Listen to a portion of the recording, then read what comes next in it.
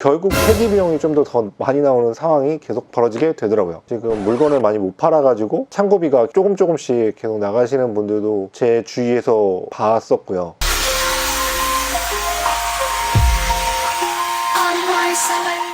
안녕하세요, 셀러입니다. 오늘 할 이야기는요, 얼마 전에 제 유튜브 댓글에 어떤 분이 남겨주셨는데 이 내용에 대해서 좀 이야기를 해보려고 합니다.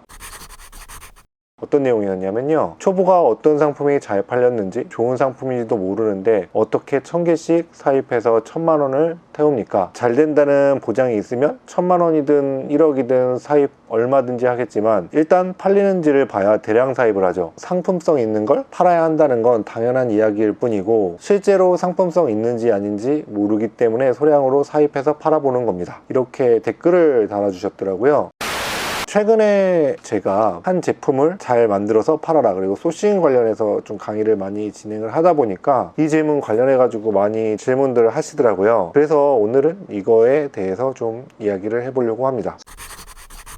사실 지금 로켓그로스 강의를 크게 보면 두 가지로 나뉘는 것 같아요. 하나는 SKU 수를 늘려가면서 여러 상품을 가져와라 라고 하는 강의가 있고요, 다른 쪽은 남들이 잘 하지 못하는 아이템을 가져와 가지고 브랜딩화를 시켜서 물건을 잘 팔아라, 이렇게 두 가지로 크게 나뉘는 것 같은데요. 사실 저의 스탠스는 이제 후자에 좀 더 가깝긴 합니다. 한 물건을 가져와서 물건을 잘 만들어서 브랜딩화를 해서 진행을 하라 라는 쪽에 좀 가깝긴 한데, 그렇다고 해서 아예 전자를 하지 말라 이런 건 또 아니에요. 앞에 이제 글을 써주셨던 분과 같은 초보가 어떤 상품이 잘 팔리는지 좋은 상품인지 잘 모르는데 어떻게 1000개씩 사입을 하냐, 이 부분이 사실은 굉장히 어려운 부분이 맞아요. 그래서 두 가지의 장점 단점을 좀 비교를 하면서, 제가 또 셀러들을 많이 봐왔지 않습니까? 그래서 여러 개 소량을 사입해 가지고 상품성을 보시는 분들하고 대량으로 한 제품을 소싱 단계에서부터 굉장히 공을 들여서 해오시는 분들 두 가지의 예를 좀 들어드리면서 각각 장점과 단점을 좀 이야기를 해보려고 합니다. 먼저 소량으로 물건을 사와서 진행하시는 분들 같은 경우에는요, 실제로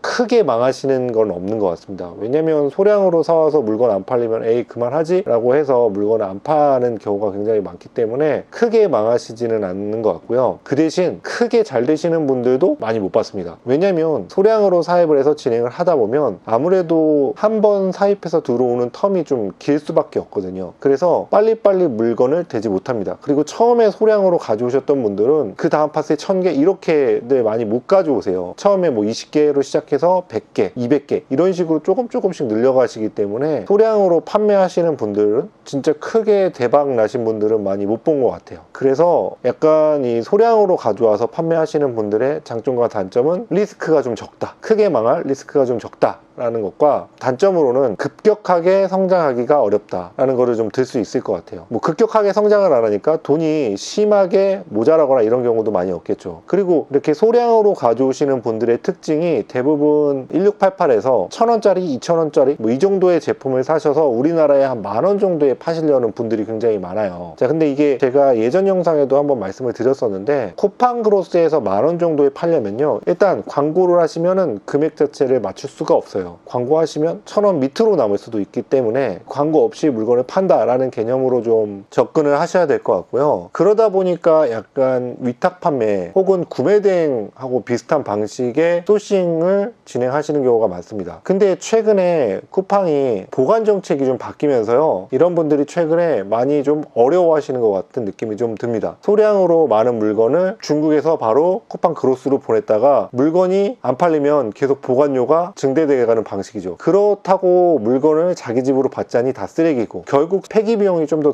많이 나오는 상황이 계속 벌어지게 되더라고요. 두 번째로 이제 말씀드릴 게, 한 가지 제품을 가져와서 잘 브랜딩화를 시켜서 대량 사입을 하는 방법인데요, 아무래도 이 방법 같은 경우에는 남들이 잘 할 수 없는 아이템들을 할 수밖에 없겠죠. 1000개 가져와서 망하면 크게 망할 수도 있으니까. 그래서 대부분의 경우 KC 혹은 전파 인증, C검 등과 같이 무언가 인증을 받는 제품들을 많이 이렇게 진행을 하십니다. 이 방법도 마찬가지로 장점과 단점이 뚜렷하게 존재하는데요, 단점 같은 경우에는 처음에 내가 물건 보는 눈이 없다고 하시면 1000개를 가져왔을 때 다 못 파는 불상사가 벌어질 수도 있습니다. 실제로 물건을 그렇게 들어오신 분 중에 지금 물건을 많이 못 팔아가지고 창고비가 조금씩 계속 나가시는 분들도 제 주위에서 봤었고요. 그리고 처음에 좀 경쟁이 심한 카테고리 쪽에 들어가셔가지고 쿠팡에서 광고를 돌렸을 때 도저히 수율이 나오지 않는 제품을 고르셔가지고 좀 고전하시는 분들도 꽤 여러 봤습니다. 그래서 이렇게 한 제품을 1000개 이상 가져오는 경우에는요, 사실 소싱 단계에서 굉장히 많은 고뇌가 필요하게 됩니다. 그래서 저는 개인적으로 만약에 대량 사입으로 진행을 하신다고 하시면 소싱 단계에서 여러 가지 요인을 다 제거하시고 들어오셔야 돼요. 이 카테고리가 경쟁력이 센 카테고리인지, 이 카테고리에 들어갔을 때 광고비가 많이 들어가는지, 혹은 경쟁자들이 굉장히 저렴하게 물건을 팔고 있는지에 대한 부분까지도 다 고려를 하셔야지 단순하게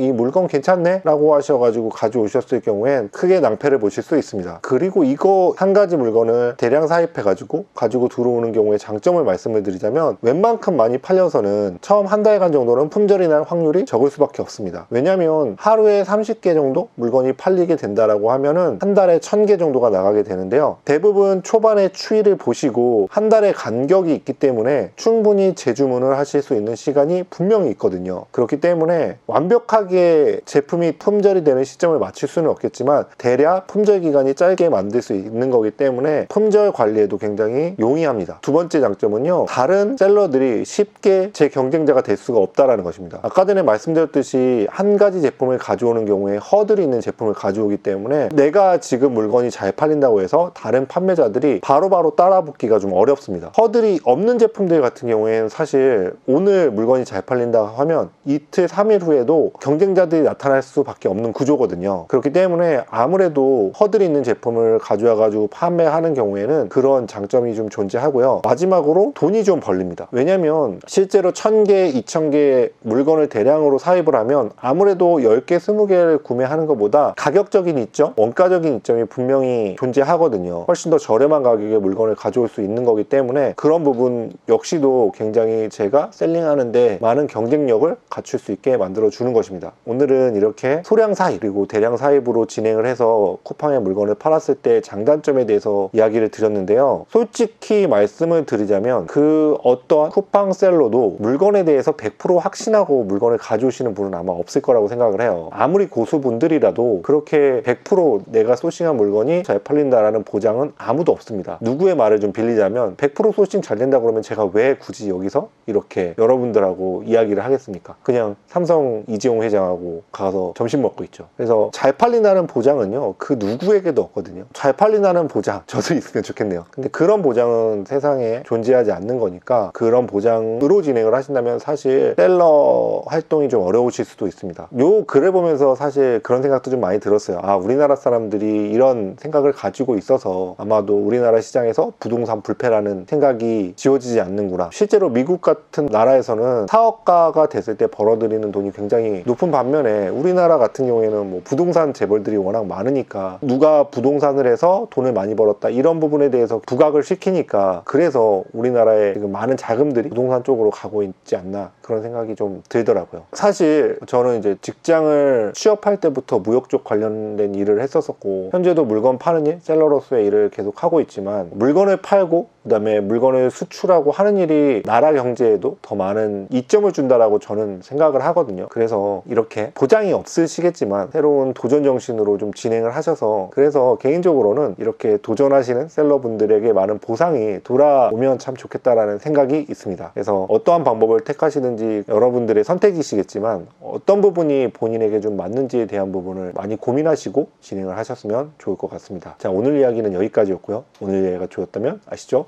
구독, 좋아요, 알림 설정까지 눌러주시면 오늘같이 셀링에 도움이 되는 이야기 많이 해드리려고 노력할 테니까 많은 구독 부탁드리겠습니다. 자, 그러면 다음 주까지 많이 파세요.